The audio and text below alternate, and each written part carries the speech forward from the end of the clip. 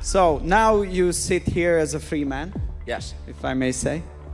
How is to be free? How is your life doing? I've loved it. I mean, thankfully, the people I worked with on my show were also fired with me. I don't know, they were quite Congratulations to them as well. My executive producer, Justin Wells, we've been together for many years and we're very close, and he got fired 2 minutes after I got fired, and I called him and I just said, I'm so glad you were fired. This is the third time I've been fired as an adult, and I would really recommend it to anybody. I think it's... What was the first two? I worked at other cable news networks and was also unceremoniously fired and always on the front page of the New York Times. But it's great to get fired because it keeps you from being a truly horrible person. I mean, we're all sort of horrible people because we're people.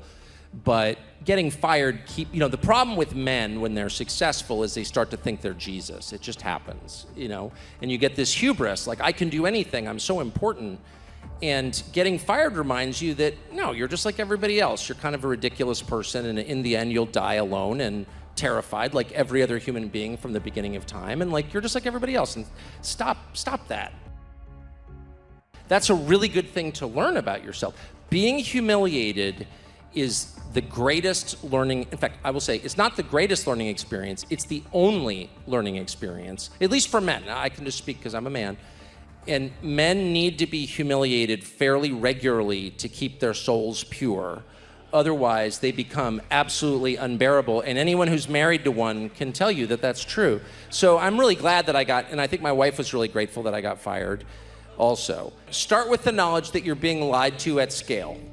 Not just one person, but a collection of people, a network of people acting in concert, knowingly or not, with one another in order to tell you things that are not true. And not just not true, the opposite of the truth. And that there are reasons this is happening, but it is happening. That's the thing to know.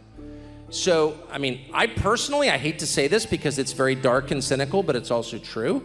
I assess people's honesty by how the so-called mainstream, which is not mainstream in any sense, but the predominant voices regard them. So if somebody in power says, well, you're not allowed to think that, my first question is, well, why? Probably because it's true, actually. Probably because it's true. Very few people are punished for lying. I can't remember the last time I saw a public figure in the United States punished for lying. They're caught all the time. No one is ever punished. Instead, people are punished for telling the truth. Maybe not the whole truth, maybe a variation of the truth, maybe just something that points toward the truth, but it's the truth that is illegal. And so I assess it in reverse. If the people I don't trust, if the Atlantic magazine is screaming that you must go to jail or be silenced, I want to know what you're saying, because I bet it's a little closer to the truth than what the Atlantic magazine is telling me. In fact, I'd bet my house on it. I would give that advice to every human being, and it's advice I've given my children many times. Don't be so quick to assume you're right. Don't be so quick to assume you know.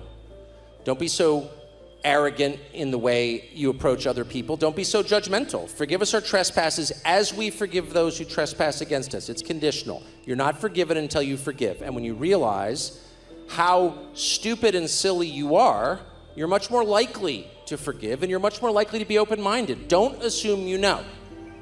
Just in your own life, if you've ever known someone or had a close relative, and everybody here knows this experience, who's gotten divorced. You have a close friend or a sibling who's getting divorced. And when it first happens, you think, well, one part of the marriage, the husband or the wife, was horrible. He was an alcoholic. He cheated on her. She was mean. You think you know what actually happened in that marriage. But the more you learn, the more you realize, actually, I don't really understand what was happening in that marriage. No matter how close you are to it. You can't even understand someone else's marriage. You're telling me you're going to understand someone else's country? I don't think so. So go into every decision, every situation with the knowledge that you are seeing it incompletely. You are not seeing all the facts. You do not understand everything that has happened when you weren't there. You don't really know. The best you can do is guess with good faith and an open mind and hope you got it right. That's the best you can do. And if you go into life with that attitude, you will arrive at a wiser conclusion than if you approach it like your average Atlantic Council person approaches it. So that hubris That belief you know things you don't, that lie that you can control things you can't. The most basic of all human misperceptions, which is that I am God. No, you're not. That's how we get into trouble. That's how people die every time. American education system, which is very famous and still mildly prestigious, is so different from the European system, and particularly from the Hungarian system, that I'm not sure there are any lessons to draw directly.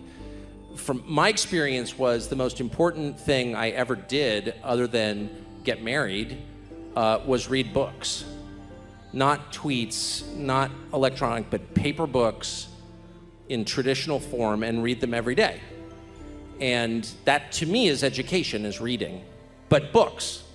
My father, who is a self-educated person, entirely self-educated person, but a deep intellectual, and was, smartest man I've ever known.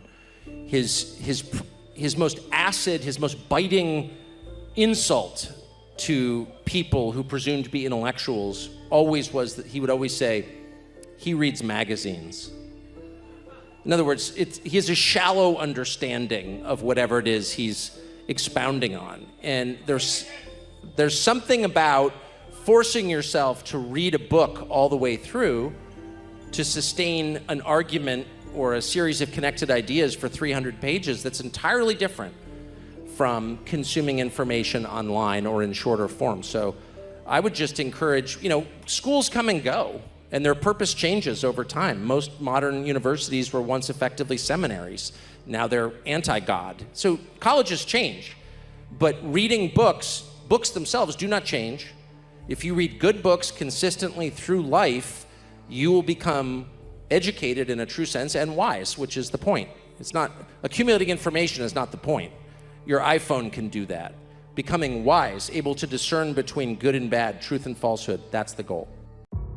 I mean, I've had people I know and really like and have known for many decades, call me or text me, and really attack me, actually.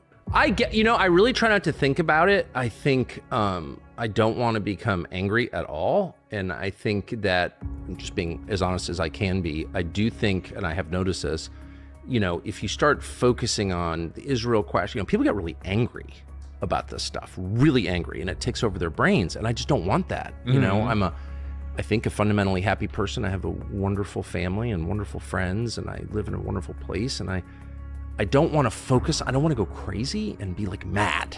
Okay. And I also don't want the concerns of a foreign country or the arguments about that country to define my views.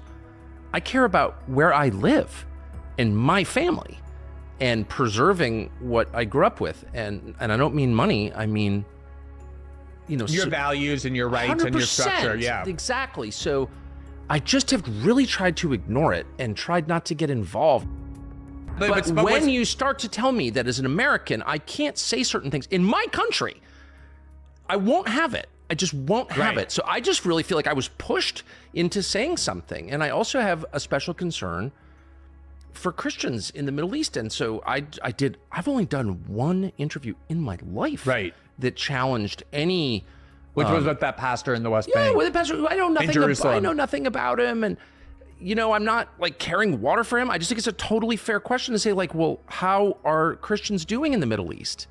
And the answer is not well at all. And maybe we should hear from them. That was my only agenda right there. And all of a sudden, like, I get attacked personally. That was too unreasonable for me. But even then, I was like, I'm not going to engage. I don't want to have these arguments. It's not worth it. I've got a million different interests. This is not a great interest of mine. And as I've said 5 times, I just don't care that much.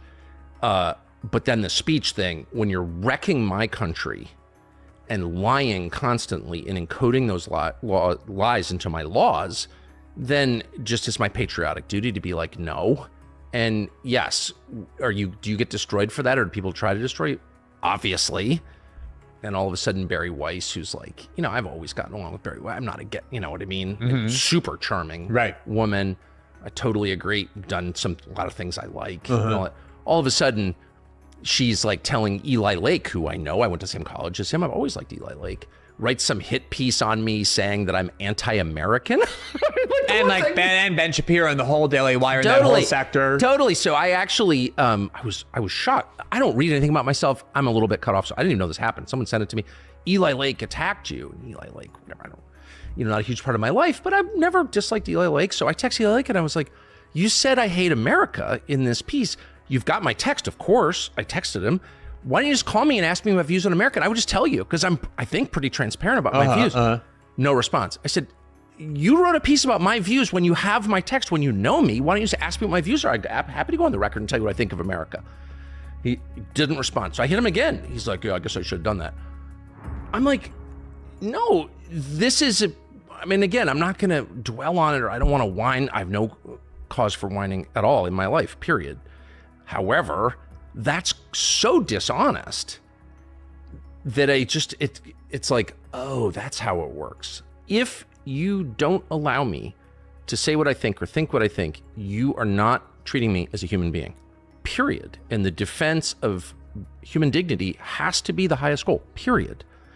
And you cannot treat me like a slave. And it's just gotten to this point where, yes, of course, obviously, there are massive drawbacks to saying that out loud, but like, you don't have a choice at this point. You just don't have a choice. Well, and I also think this is what I really believe too, is that, you've obviously gotten to a place in your career where you have a lot of security, where you have, even with this dissent on this issue, a lot of people who still listen to you and trust you and are going to pay attention to you no matter what. I feel the same way. I mean, I've had like a success in my journalism career. I'm at the point where, I don't ever feel like I need to be captive to my audience or feed them what they want to hear. I've always tried to cultivate an audience that knows that they can't expect to come to me and hear what they want to hear. At times they're going to hear things that they violently disagree with, and I'm always going to respect them enough to make an argument, but that's part of what I hope they're coming to me for.